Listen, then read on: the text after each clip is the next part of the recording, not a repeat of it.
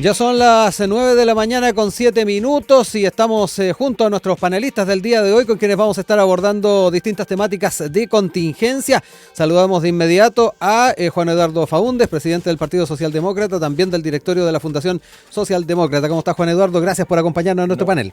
Hola, ¿qué tal? Muchas gracias por la invitación y un gusto conversar acá con ustedes. Sí, pues ahí tenemos hartos temas para poder ir abordando también junto a la vicepresidenta regional de Valparaíso, de Evópoli, Noemí Díaz, que también se ha trasladado hasta acá para compartir con nosotros el panel. ¿Cómo estás, Noemí? También bienvenida. Hola, muchas gracias por la invitación. Felices de poder estar acá y de poder hablar temas que realmente son súper importantes hoy día. Exacto, importante la forma en que estamos abordando un tema, el primero, por ejemplo, que tiene que ver con seguridad y que va muy de la mano con los anuncios presidenciales en torno a esta cárcel de seguridad. Y bueno, entremos ya en materia y particularmente con lo que fue el anuncio del día de ayer del ministro de Justicia, Luis Cordero. Se estaba a la expectativa de cuándo se iba a ir oficializando esta posibilidad y finalmente esta cárcel, ¿no?, se va a estar emplazando en Santiago, particularmente desde la perspectiva de una ampliación del penal Santiago 1 hacia lo que son los predios que se encuentran en la actualidad destinados a Gendarmería en la esquina de Club Hípico y que fue adquirido el año 2011 con este fin. Es parte de lo que señaló el ministro el día de ayer, dio cuenta además de que se había firmado un oficio dirigido al MIMBU que tiene el propósito de hacer efectiva esta atribución. Esto obviamente ya había generado cierto ruido y rápidamente también la alcaldesa de Santiago, Iracy Hasler, salió al paso de lo que fue este anuncio. Implica una grave amenaza a la seguridad de la región metropolitana y de su comuna capital, dijo. En Santiago no estamos disponibles para hacer una zona de sacrificio para la delincuencia y el crimen organizado. Dentro también de lo planteado por la alcaldesa es que se comparte obviamente la necesidad de que el Estado implemente medidas urgentes de resguardo a la población respecto a la grave situación de seguridad que se vive, producto del aumento de actos delictuales, pero, dijo, creemos necesario manifestar que eso debe ser compatibilizado con la seguridad de los barrios y sus habitantes y por ello expresamos nuestro categórico rechazo ante la posibilidad de la construcción de una nueva cárcel. Es parte entonces de lo dicho por la alcaldesa. Yo quiero dejarles la palabra para poder entrar en una forma preliminar en lo que es esta discusión e ir poniendo los distintos temas en la balanza. Obviamente estos anuncios presidenciales vienen de la mano con la necesidad de poder ir enfrentando el crimen organizado y dando oportunidades y opciones para una nueva cárcel. Sin embargo, las características que asume, y tomando en cuenta que ningún territorio, yo creo, va a estar en la disposición de emplazar una cárcel en su cercanía, trae a colación esta discusión que ya ha estado movilizando incluso a sectores transversales de la política en Santiago. Algunos concejales también estarían incluso de oposición en la línea de poder firmar y apoyar un rechazo a esta cárcel. Juan Eduardo, parto contigo para que observemos contigo este escenario que se ha ido configurando y que viene a acompañar una arista más de esta forma de combatir la delincuencia en el país. A ver, yo creo que el anuncio por el gobierno y el ministro Cordero va en la línea correcta. Para variar llega tarde, es cierto, porque el tema de la cárcel se viene discutiendo hace más de 5, 6, inclusive 10 años. Yo me acuerdo la discusión del tema de una cárcel, de otra cárcel de alta seguridad. De hecho, la discusión era zona centro y zona norte, principalmente, y eso está súper claro. En este sentido, yo creo que me sumo a las palabras del ministro Cordero en el sentido de la necesidad urgente de no solo una ampliación, sino que también la construcción de una cárcel de estas características en un barrio de seguridad, así lo quiere denominar, un barrio que acoja el concepto de justicia. Sí, barrio judicial. Le han barrio judicial. Y es cierto, los que conocemos Santiago, al revés y al derecho, nos damos cuenta que la zona del barrio judicial ya tiene la cárcel, tiene el centro de justicia. Y por tanto los terrenos que se van a ocupar son terrenos adyacentes que pertenecían al ejército y por tanto quizás yo creo que el llamado es para también tranquilizar a la población de la comuna de Santiago que ya tiene el barrio judicial instalado per se, tiene que ver con generar los mecanismos de persuasión, de control de las zonas aledañas para que en definitiva esto pueda llevarse de buena manera. Ahora, lo que sí nosotros esperamos, más bien, tener una mirada más amplia de lo que significa la discusión carcelaria en Chile. Conversando en el programa anterior, los gendarmes, con Alejandro Guiller, nosotros compartimos aquello en el sentido de que aquí hay que dar una discusión del reglamento del uso de la fuerza de los gendarmes dentro de los regímenes carcelarios. Y aquí hay que mirar las experiencias internacionales. O sea, en la discusión de la mafia de Chicago, de principios del 20, del 30, en la mafia italiana, etcétera, el alcaide tenía un poder de decisión no menor, y esa raíz de las reformas del tratado de esas mafias, hace más de ya 80, 70 años, en donde cuando uno escucha a los gendarmes chilenos dice, esto se judicializa, tengo que esperar una orden para tomar ciertas decisiones, y en el mundo desarrollado, digámoslo una vez por todas, el alcaide tiene un poder de decisión y no es meramente un poder administrativo. Yo creo que el tema carcelario en Chile requiere una revisión profunda, requiere no solo construir una carta SCA, el diputado Jaime Araya ha hablado intensamente de la necesidad también de generar espacio en la zona norte que nos urge, pero también aprovechemos el debate de esta discusión de discutir el reglamento de los regímenes carcelarios y dotar de mayores atribuciones y mayores herramientas a los gendarmes de nuestro país. Sí, buen punto también el que toma Juan Eduardo a propósito de lo que conversaban en línea 1 con el director de ANSOC, Jansen Albornoz. Él decía, además, ante el anuncio de nuevo equipo especializado que ellos tienen, hoy día grupos especializados, es una falta de respeto enorme a nuestros funcionarios que hoy día se capacitan, lamentablemente somos el patio trasero de las instituciones. Ahí viene también el tema de cómo lo recogen desde Gendarmería, las oportunidades que se abren en torno a estas medidas. Noemí, voy contigo para que me cuentes un poquito también cómo has estado siguiendo este tema, como si compartes también las visiones que ha planteado Juan Eduardo, y lo otro importante es ver cómo desde una perspectiva más regional también lo estás observando, porque esto me da la impresión de que ha tomado un poquito más de vuelo porque la discusión y el emplazamiento de la cárcel se está haciendo en Santiago. Sin embargo, no sé si habría tenido este mismo nivel de discusión si se hubiese dado en otros lugares, o como lo decía Juan Eduardo, ante la posibilidad de que también se pueda desarrollar un proyecto similar en el norte del país. Pero te dejo la palabra para que me cuentes cómo también lo has estado siguiendo. Bueno, mira, esto además de decir de que nos encontramos ante una crisis de seguridad que no para, que solo crece y crece, y esto nos lo deja la evidencia de que en menos de 72 horas tuvimos 18 víctimas fatales, que creo que es una situación bastante grave porque nos encontramos con un gobierno que más que prevenir en temas de seguridad está reaccionando sobre el tiempo, está reaccionando sobre la marcha.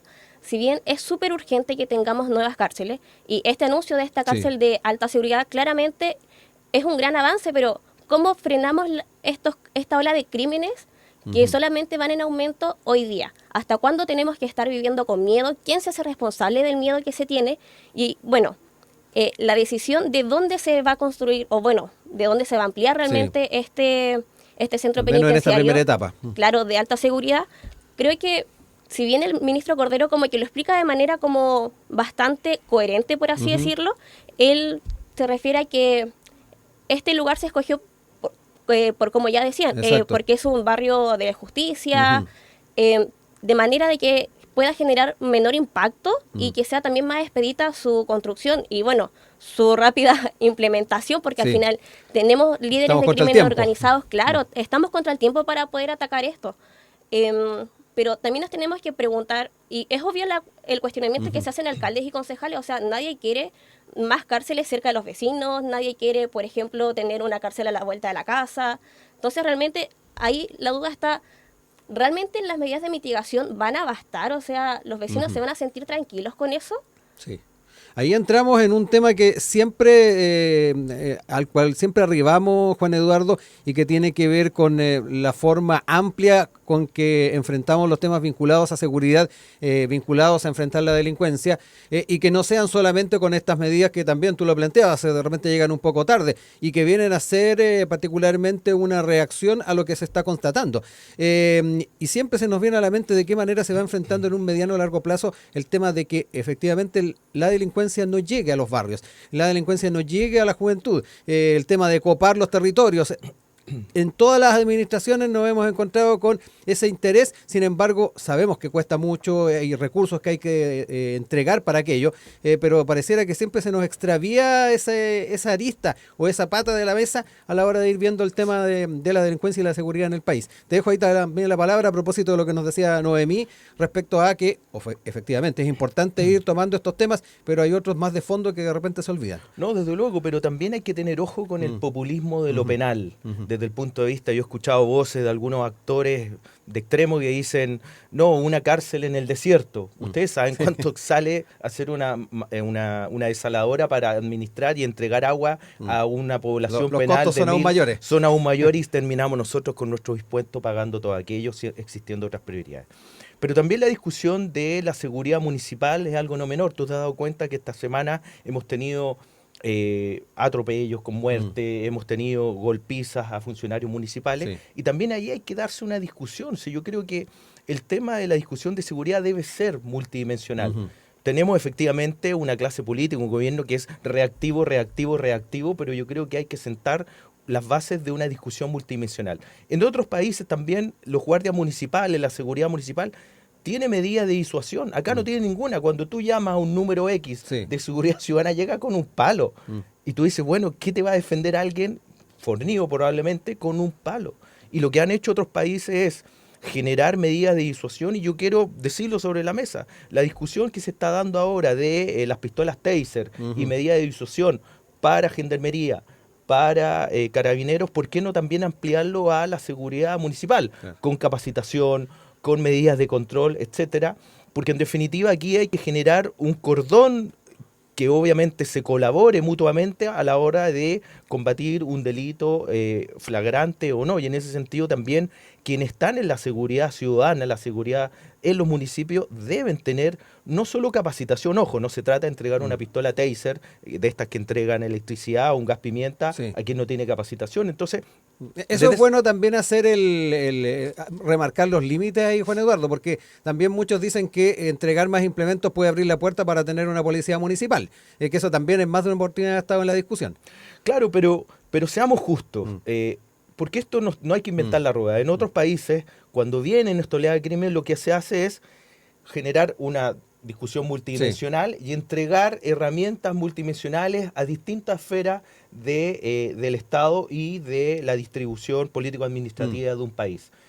Yo no me cerraría a abrir esa discusión. Perfecto. Porque ¿qué es lo que necesitamos? Si tenemos, te voy a poner un ejemplo, como una X, tenemos 40 guardias municipales que cumplen un labor, que tienen dispositivos, etcétera, ¿por qué no entregarle herramientas para que colaboren efectivamente y no sean un mero administrativo que llama por teléfono para constatar el mismo hecho que constata la víctima? Y desde esa perspectiva creo yo que tenemos que ampliar la frontera de la defensa de los ciudadanos y las ciudadanas, y en esa óptica, en la medida en que se respeten obviamente los protocolos, se respeten las medidas, el manual de derechos humanos que debe estar sine qua non a la hoja del combate de la delincuencia, y desde luego implementar medidas de disuasión a los guardias municipales, creo que puede ser no abrir la ventana a que esto se desmadre, sino que por el contrario, abrir una ventana para que se pueda brindar de mejor manera la seguridad en el territorio. Todas las encuestas te dicen que hay un aumento de la inseguridad, y lo que necesitamos, que no un gobierno, ojo, el Estado de Chile se haga cargo de esto. Y finalice con esto.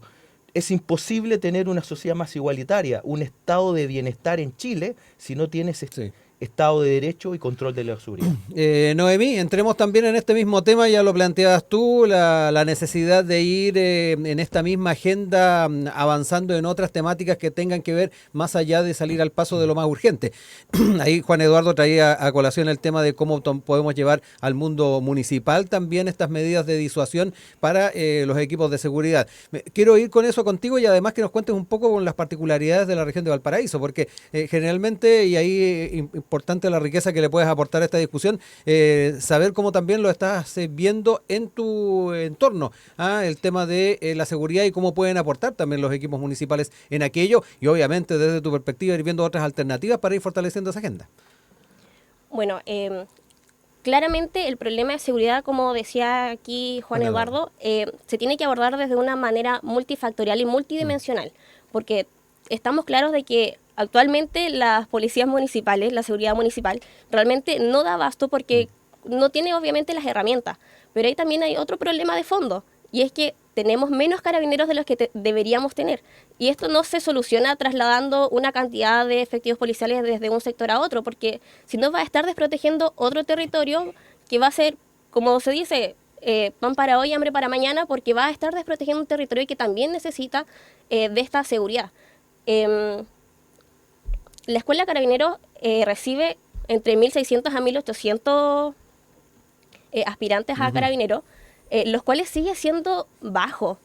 En la región de Valparaíso, efectivamente, hay un problema de seguridad que sigue en aumento, especialmente en la comuna de Viña del Mar, en donde, bueno, cada día vemos más y más homicidios con resultados de claramente víctimas fatales, en donde realmente nos preguntamos, oye, pero ¿cómo podemos trabajar o cómo podemos abordar realmente esto? el anuncio que hizo el gobierno respecto a esta nueva cárcel de alta seguridad le significó obviamente disminuir la aprobación. El mismo presidente bajó 4 puntos, la ministra Toa bajó 6 puntos, lo cual nos hace pensar realmente si es que estamos yendo en el sentido apropiado.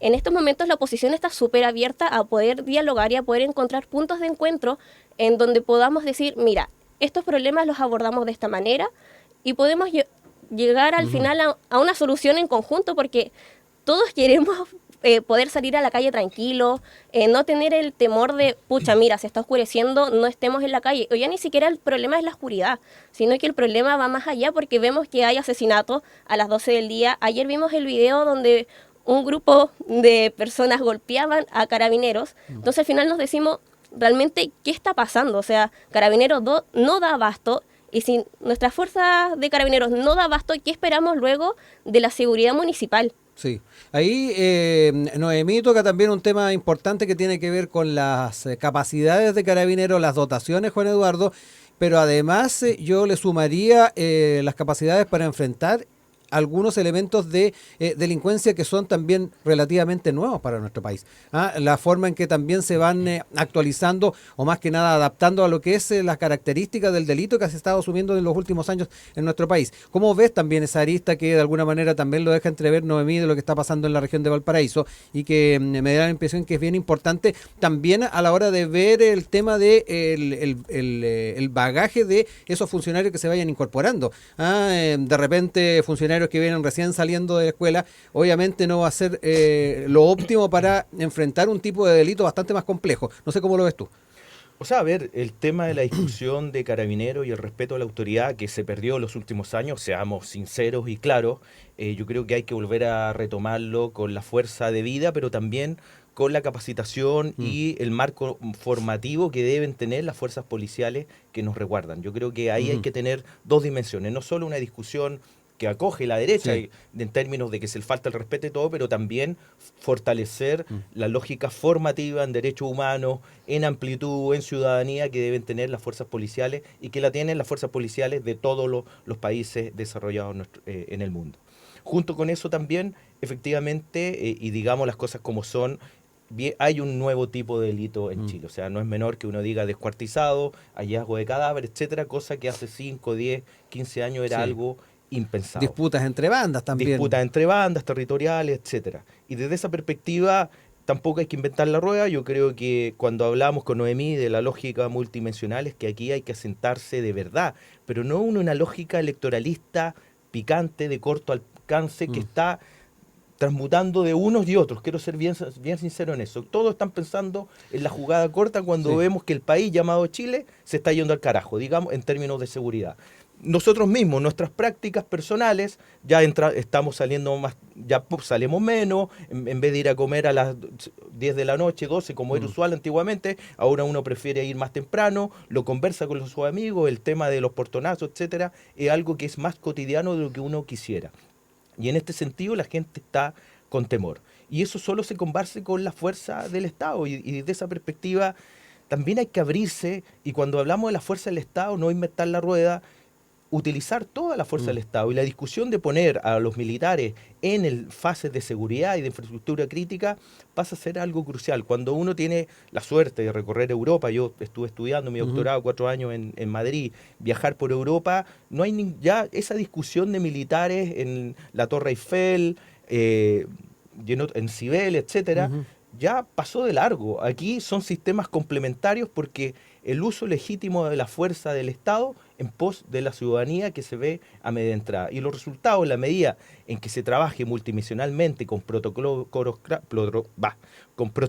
claros y marco formativo mejor, obviamente los resultados van avanzando. Y en esa lógica, yo creo que la clase política está al debe, seamos sinceros, según cómo brilla el sol, tomo mi votación o no tomo mi votación. Y tenemos este año electoral y tenemos el otro, así que también las perspectivas en cuanto a tomarse en serio la discusión también se... Por eso yo tengo esperanza en que el Ejecutivo pueda liderar este tema, estos fantasmas que los recorren ya se han ido eliminando y eso ha sido muy claro. Yo creo que el rol de la ministra del Interior, Carolina Toá, va en una senda adecuada. más que ya uno puede tener algunas diferencias, pero en lo concreto hay una senda adecuada en eso, pero se requiere que esto se tome de la mejor manera, porque quizás en 5, en 10, en 15 años vamos a estar lamentando que en esta época, porque es una fase de 3, 4, 5 años, no se hicieron los cambios adecuados. Sí, que algo que también un diagnóstico que la propia ministra estaba haciendo a propósito del momento en que se han tomado las decisiones. Noemí, te dejo la palabra para ir cerrando ideas para terminar este primer bloque. Bueno, mira, la verdad, aquí Juan Eduardo tocaba un punto súper importante, y es que muchos de los que hoy día nos gobiernan están tomando ciertas decisiones con algún o cierto cálculo electoral. Porque recordemos que estos mismos que hoy día nos gobiernan, años atrás rechazaban todo aquello que se planteaba en torno a seguridad. Donde también tenemos que tener ojo en que a lo mejor el presidente, en muchas veces hemos dicho, mira, a lo mejor quiere tomar el modelo Bukele. El año pasado, con la FEFA, la Presidenta Nacional de la Juventud Bópoli, tuvimos la oportunidad de poder ir a El Salvador, al país El Salvador, en donde allá claramente, salimos del lugar donde era este congreso que se llamaba Resistencia Democrática en tiempos de autoritarismo, en donde salimos del lugar del congreso y nos dábamos cuenta realmente de que tú ibas al supermercado, tú ibas a la farmacia, tú ibas a la quesería, que había una quesería gigante, y ahí el guardia tenía un arma. Entonces realmente uno se pregunta a veces hasta qué punto es esto necesario. O sea, ¿estás dispuesto a sacrificar todo? Claramente aquí lo que tenemos que hacer es poner un pare a esta alza en todo lo que gira en torno al crimen organizado. Creo que este anuncio de la cárcel de alta seguridad va bien encaminado. Creo que el presidente tiene que de una vez por todas demostrar de que realmente es un líder, porque hasta el momento muchas veces hemos sentido de que carece de ese liderazgo, de esa energía, de ese grito, de esa garra que le ponía cuando él era diputado. Porque obviamente aquí tenemos un presidente que es totalmente distinto a como cuando era diputado. O sea, ahora le llama la atención o habla con más fuerza, con más propiedad todo lo que rodea el tema de la seguridad. Bueno, de la falta de seguridad que vivimos hoy en día. Porque claramente están tomando esto como un cálculo electoral, lo cual es bastante grave. Ya son las 9:32 de regreso en nuestro panel del día de hoy. Hoy día nos acompaña Noemí Díaz, vicepresidenta regional de Bópoli de Valparaíso, y también está con nosotros Juan Eduardo Faúndez, presidente del Partido Socialdemócrata y presidente del directorio de la Fundación Socialdemócrata. Cambiamos de tema y nos quedamos a elementos vinculados a lo electoral, el escenario que esperamos esté ya más o menos claro para las elecciones en octubre, y lo que tiene que ver con el voto voluntario, porque unas declaraciones que dio la vocera subrogante, ministra del Trabajo, Janet Jara, el día de ayer, generó cierta inquietud respecto al tema del veto que repondría el voto voluntario. La ministra planteó que podría o no el presidente vetar la norma para establecer una sanción por no sufragar. De hecho, chilenos y extranjeros se quedarían, de no hacerlo, chilenos y extranjeros quedarían eximidos. Se hablaba de este voto voluntario de facto, de alguna manera. Esto ha traído consigo también entonces la discusión de cuán en serio se están tomando el tema de garantizar este voto voluntario, y obviamente las discusiones que han estado de por medio respecto a los términos que se están utilizando en el articulado. Si este voto obligatorio estaría para electores o sería para ciudadanos, que es en particular este último punto, ciudadanos, lo que se ha estado planteando por parte del Ejecutivo, particularmente lo que fue la presentación hecha por el ministro Elizalde durante la discusión en el Parlamento. Quiero entrar en este tema y particularmente lo que tiene que ver con dar garantías a la ciudadanía de lo que nos vamos a encontrar en la próxima elección, y esta discusión en torno también al voto extranjero. Noemí, me quedo contigo para comenzar este punto. Bueno, mira, la verdad quiero partir diciendo una frase que desde que la escuché he intentado que sea quien me mueve, la cual dice: la democracia no se pierde por los que la ofenden, sino que se pierde por quienes no se atreven a defenderla. Parto con esto porque antes de entrar directamente en la conversación, quería enviarle un gran abrazo a dos chicos que conocí en el país de El Salvador, en este encuentro sobre resistencia democrática. ¿Eso cuándo fue? El año pasado, en octubre. En donde conocí a dos chicos venezolanos que están realmente dando la pelea por recuperar la democracia y la esperanza en Venezuela. Recordemos que ellos tienen una elección este domingo 28, en donde realmente se están jugando todo. Vimos el otro día las declaraciones del presidente actual, que básicamente decía de que si no salía él iba a haber un baño de sangre, lo cual es bastante preocupante. Entonces por eso quería partir diciendo esta frase. O sea, tenemos que defender la democracia, tenemos que defenderla porque la democracia nos da certeza. Recordemos también que sin demócratas no hay democracia, que es a lo mejor un poco lo que nos está causando ruido, es toda esta discusión sobre el voto obligatorio, voto voluntario, en donde realmente nos damos cuenta de que el gobierno lo que quiere instalar es esta discusión porque está con la calculadora en la mano. Se dieron cuenta de que el voto obligatorio no les favorecía, pensaron de que el voto de los extranjeros que están habilitados para sufragar iban a votar por ellos. Se equivocaron. ¿Por qué? Porque ellos están acá porque ellos huyeron de países con los sistemas políticos que ellos defienden. Y si están acá es porque justamente no avalan aquello. De eso se dieron cuenta y por eso, básicamente, como dice a veces Pancho Rego en el programa Sin Filtro, nos quieren imponer un voto voluntario por secretaría.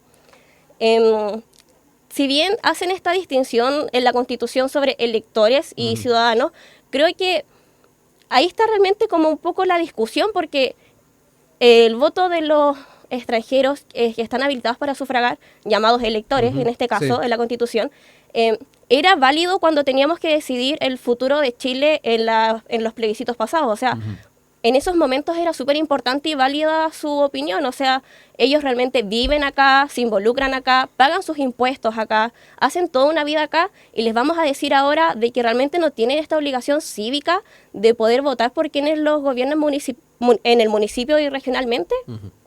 Juan Eduardo, voy contigo también para que me cuentes un poquito cómo has estado siguiendo este tema, también parte de lo que se ha escuchado también desde sectores de la oposición en cuanto al cálculo político que habría detrás de no solamente cómo se presentó el articulado en el Parlamento, sino que además las características que ha asumido la discusión en los últimos días. A ver, primero aclarar que los socialdemócratas somos progresistas, nos situamos en la centroizquierda, pero no somos obsecuentes, primero que todo. Y esta discusión tiene que ver también con principios.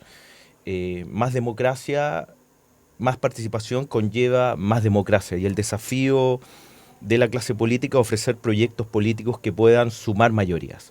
No sacamos nada con tener una minoría que tiktokea, que hace un lindo TikTok, un Twitter, pero que no cambia la realidad. Eso no es hacer política, eso es dormir tranquilo, pero que la vulnerabilidad no se resuelva. Y de esa perspectiva nosotros abogamos por la construcción de mayorías consistentes para generar agendas transformadoras, no conservadoras, agendas transformadoras. Y eso nos diferencia con la derecha. En esta discusión del voto obligatorio, cuando tú le sacas las sanciones, ya no pasa a ser obligatorio, es un voto voluntario. Y esta discusión emerge cuando existe una cadena de encuestas que da el dato de que el 60-65 aproximadamente del voto migrante se inclinaría por opciones de derecha o extrema derecha. Pero también hay que aclarar que aquí, lamentablemente, de un tiempo a la fecha estamos trabajando muy en la mediocridad a la hora de la construcción de distintas leyes. Cuando uno revisa la literatura mundial, efectivamente lo que ocurre acá en Chile del voto de los extranjeros es algo sui generis, no existe en otros lados. Desde el punto de vista, por ejemplo, en más de un 80% de los países, estamos hablando de la OCDE desarrollado, para que tú votes para un presidente, primer ministro, tú tienes que ser nacional. Eso está súper claro. Y las excepciones que se hacen en esos países son para votaciones de lo local, donde se exigen 5, 10, 15 años de residencia. Sí. Acá son 5 años. Exacto, pero 5 años para todos. Exactamente. Por tanto, un residente puede votar para la elección de Venezuela como para la elección del país en el cual reside. Y creo yo que eso es una anomalía. También es una anomalía cambiar las reglas del juego en tan poco tiempo. Un Estado, una sociedad seria, un país serio no hace eso. Eso se ha criticado harto. Y ahí pasamos a ser un país medio bananero, y ahí quiero hacerme cargo de mis palabras. Yo no me quiero comparar con los países del barrio, yo quiero compararme con los países de alto vuelo. Hacia allá quiero avanzar. Por tanto, ahí también hay que poner los puntos sobre la I. Y de esa perspectiva creo yo que cambiar las reglas del juego es un error. Creo que hay que cambiar la base electoral. Tampoco esto puede ser que seamos la excepción a la regla, que quien tiene 5 años pueda votar por un presidente o presidenta, o por un diputado o un gobernador regional. Sí hay excepciones donde tú puedes votar para los gobiernos locales, y en este sentido yo creo que la consecuencia es importante, pero lo que sí hacemos un llamado más allá, que esto no se queda acá, porque esta cuestión es de flash, sale una encuesta y un proyecto de ley. Sí. Aquí hay una discusión más de fondo, es cómo potenciamos la participación ciudadana, y tampoco hay que inventar la rueda. Tenemos generar un gran plan de formación ciudadana en los colegios, en los sindicatos, fortalecer el tema de los sindicatos en nuestro país, participar, democracia, etcétera.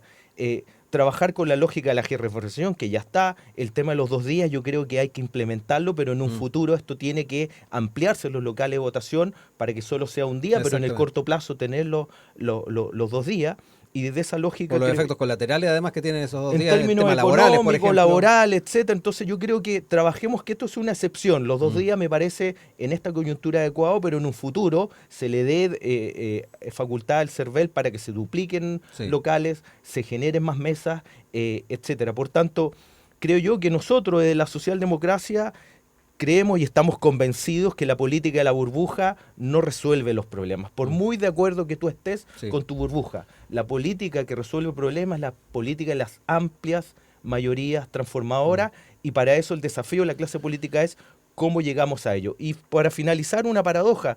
¿Tú crees de verdad, si no se trabaja adecuadamente, que el voto extranjero que ve a la derecha y a la extrema derecha escupiéndolo día a día, yo creo que es más fácil cambiar esa votación? Es como irrisorio que un extranjero vea que la clase política derecha te quiere expulsar y tú les das el voto. Yo creo que ahí hay algo que se puede trabajar, porque desde la perspectiva progresista nosotros creemos que debemos avanzar en una lógica más globalista, más latinoamericanista, pero también defendiendo los derechos y deberes que se debe tener en un territorio. Sí, Noemí, vuelvo contigo, y entrar un poquito, obviamente ahí si quieres también hacer los contrapuntos con Juan Eduardo, pero importante también la discusión que se pueda dar en profundidad respecto a las características que va a tener el extranjero que tengan la posibilidad de votar en el país. Ahí trae a colación lo que pasa en otros lugares del mundo, Juan Eduardo, pero no sé cómo lo ves tú también en el escenario constitucional que tenemos actualmente y si efectivamente se debería afinar un poco más también desde una perspectiva normativa esas facultades. Bueno, mira, primero precisar en algo que decía acá Juan Eduardo, y cuando él mencionaba de que cómo el extranjero va a querer votar por aquel candidato o candidata de derecha o de extrema derecha, como dice él, que lo quiere expulsar. Aquí hay que hacer una acotación, o sea, cuando hablamos de expulsión de extranjeros no se refiere a los extranjeros que, bueno, cuando tú estás en tu casa, tú esperas de que quien llega entre por la puerta, entre como corresponde. Cuando hablamos de, a lo mejor, una expulsión se refiere a los extranjeros que vienen a Chile, delinquen, recién hablamos de los problemas de seguridad. Entonces ahí a lo mejor hacer una distinción. Ahora respecto ya como de lleno al veto, tenemos que recordar también de que si este veto realmente se realiza, esto también acarrea la disminución del pago que realiza el servicio electoral a los que son candidatos, porque actualmente, ¿para qué andamos con cosas? 1.500 pesos es excesivo. Se supone que cuando uno quiere ser candidato para poder ayudar a mejorar Chile, en trabajar en mejores eficaces políticas públicas, tú no lo haces con el fin último de recibir ese monto económico que te van a pagar solamente por ser candidato y estar en la papeleta. Tú lo que haces en ese momento, cuando tú decides efectivamente decidir oxigenar la política, cambiar a los mismos de siempre, tú no lo haces con un fin económico. Entonces ahí ojo también. Juan Eduardo, ahí apuntes también a lo que ha planteado Noemí. Mira, 2 temas. Uno, el tema de las sanciones. Efectivamente uno ha escuchado a ciertos actores de la clase política hablar de que 200.000 pesos es muy caro, porque efectivamente hay una relación 1 a 1 entre población que no tiene formación ciudadana, que no ha tenido acceso a bienes y servicios públicos, que no ha tenido acceso a una educación de calidad. Efectivamente está más alejado de la política y las posibilidades de que no vaya a votar son más altas de alguien que sí ha tenido todo aquello. Y que desconfía de la política, además. Y en este sentido también la sanción tiene que tener una discusión, privilegiar los estímulos por sobre las sanciones, que de existir montos estos sean más bien más bajos, como el caso argentino que lo tenemos acá a la vuelta. El tema de la sanción monetaria simbólica, en el sentido de que si tú no vas a votar se te hace más difícil algún trámite público.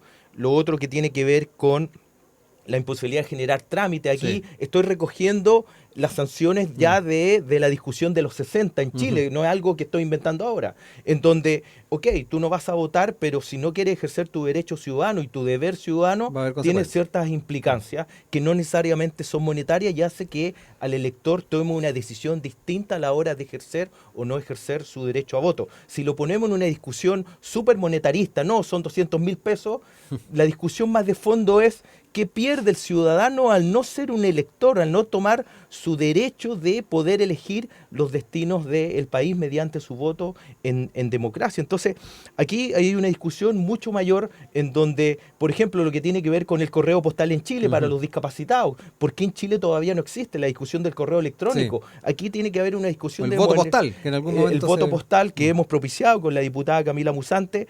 Tiene que ver con eso, cómo se generan los mecanismos para fortalecer la democracia. Yo no me compro el cuento donde una élite formada tome los destinos del 100% de los ciudadanos de un país. Yo me tomo el cuento de formar a los electores, generar educación cívica, implementarla, que es una discusión que llevamos más de cuántos años. Sí. La dictadura militar nos cortó las piernas con respecto a una discusión de educación cívica y nosotros en democracia no hemos sido capaces de implementarla con la fuerza que requiere, porque las dictaduras trabajan por tener una democracia débil para ir, volver y sobre todo sectores, lamentablemente Chile, ligados más bien a la derecha, que apuestan a eso, un ciudadano más débil en términos intelectuales, formativos, educación pública de calidad.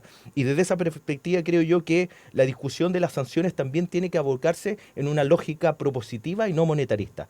Y comparto la definición del gobierno, y aquí critico abiertamente a los parlamentarios, a algunos sectores de los parlamentarios del oficialismo, que rechazaron bajar el costo unitario del voto. Creo yo que cuando tú aumentas en un voto obligatorio con sanciones más de 5 o 7 millones de electores, no podemos ser todos los que tengamos que financiar, existiendo otras prioridades, la cárcel pública, la discusión que tenemos ahorita, lo adelanto, en agosto, con la subida de precios que vamos a tener. Sí. Nosotros estamos por disminuir el IVA a los alimentos básicos, como se ha dado en otros países, en España, en Alemania, en Inglaterra. Tenemos que preocuparnos del ciudadano. Sí. Y los recursos escasos tienen que estar para el ciudadano más vulnerable. Esto no es solo una que muera, no es solo una frase de TikTok o un eslogan donde muchos se conforman con eso, sino que es generar políticas transformadoras y generar en esta discusión electores informados. Sí. Nos quedan ya los últimos minutos. Te dejo tiempo ahí, Noemí, para ir cerrando ideas, también abordar algunos de los temas que ha planteado Juan Eduardo, si es que lo estimas conveniente. Bueno, ahí con Juan Eduardo tenemos un punto en donde pensamos igual. O sea, tenemos que mejorar la democracia. ¿Cómo lo hacemos correctamente con información? Pero con buena información. O sea, efectivamente en Chile estamos carentes y estamos al debe con una formación cívica en donde tenemos que demostrar que el acto de ir a votar no es solamente porque te están obligando, sino que tú sientes ese deber, esa obligación, esa sensación ¿no? Ese compromiso de tengo que ir a votar porque tengo que elegir quién me va a gobernar por los próximos 4 años. Tengo que ir porque tengo que decidir quiénes son los que van a tomar las decisiones en políticas públicas que son relevantes para mi país. Tengo que ir porque tengo que realmente ser quien tome la decisión de quién me va a representar. Entonces, ahí creo que tenemos un punto en común en donde tenemos que mejorar la democracia, tenemos que fortalecerla, no debilitarla, y lo que hace el gobierno, cambiando las reglas del juego, ¿a cuánto? Estamos a 23, las inscripciones terminan el 27, entonces... Estamos a días de terminar las inscripciones. Claro, ¿no? Y dejas una incertidumbre tanto para los que van a ir a votar como también para los candidatos. O sea, ahí tú no esclareces realmente qué es lo que va a pasar. Y es altamente posible de que llegue octubre y muchas personas realmente no sepan, se hayan perdido un poco esta discusión porque parece un poco absurda ya a esta altura del juego. O sea, nos quedan ¿cuántos? 4 días para la inscripción. Entonces, es algo ridículo que está haciendo el gobierno. Y siento que está debilitando en cierta manera la democracia, discutiendo justamente esto antes con la calculadora en mano. Sí, Noemí, ¿cómo también encuentras tú se ha tomado tu sector en serio el tema de legislar con tiempo, con profundidad, como también ha quedado de manifiesto en muchos de los temas que hemos tocado en estos momentos? Las características que va a asumir también la legislación a la hora de motivar y comprometer al electorado. Porque ya lo decíamos, en años electorales también se livianizan muchas temáticas y lo más, tal vez lo más árido, lo más complejo, lo más legal, queda un poco postergado. Hemos tenido ejercicios constitucionales, además, donde me da la impresión de que en algunos aspectos se abordó estas temáticas, sin embargo no llegaron a buen puerto. ¿Cuán en serio se está tomando tu sector político también, crees tú, eso? Mira, la verdad creo que se lo está tomando muy en serio porque se ha trabajado desde la oposición ser una oposición no destructiva y que no va directamente al choque, sino que es una oposición que construye, que entrega mecanismos, que entrega acuerdos y que se muestra abierta a la posibilidad de dialogar. Entonces, más que nada eso, o sea, hay un agotamiento en los votantes de elección tras elección tras elección, en donde obviamente están cansados porque no entienden qué es lo que pasa con el país. Hemos tenido una política súper inestable respecto a los 2 plebiscitos que ya pasamos, en donde afortunadamente la primera constitución se rechazó, la cual dejaba bastante debilitada nuestro sistema político. Juan Eduardo, para ir cerrando ideas, se nos quedan los últimos minutos. No, bien breve. Primero, agradecer la invitación a este tipo de espacio de conversación. Y lo segundo, yo creo que estamos en una fase transicional súper clave, que es lo que queremos como país. Yo creo que yo difiero un poco de mí, yo me quedo con el presidente lo de ahora, porque si me quedo con las frases de TikTok de esta generación hace 3, 4 años, estaríamos medio mal. Pero yo también creo que en la capacidad de transformarse los seres humanos en pos de buscar un bien común, y yo creo que hay una generación que está entendiendo eso y el resto tenemos que apoyarla. Y lo último, decir que yo, de verdad, en esta discusión del voto obligatorio, sin sanciones, etcétera, yo lo que pido es que, finalizando esta elección, nos tomemos en serio esta discusión y efectivamente nos sumemos a los grandes países del mundo, donde para poder votar para elecciones nacionales, diputados, senadores, tú debes ser nacional. Eso está establecido, y yo creo que esto sui generis que tenemos que reformularlo, y quiero ver, cuando se dé esa disyuntiva, cómo va a ser el rol de la derecha en esa discusión. Cómo se recoge el guante de aquello, ¿no? Y más participación, es más democracia, y eso no hay que olvidarlo nunca, desde una lógica transformadora en donde queremos combatir a la élite que nos vienen dominando por tantos años en este país. Siendo ya las 9:51, no me queda más que agradecerles a nuestros panelistas del día de hoy, a Juan Eduardo Faúndez, Noemí Díaz, que estuvieron con nosotros el día de hoy. Esperamos reencontrarnos en nuevos paneles de aquí en adelante. Que estén muy bien. Chao, muchas gracias. Chao, gracias.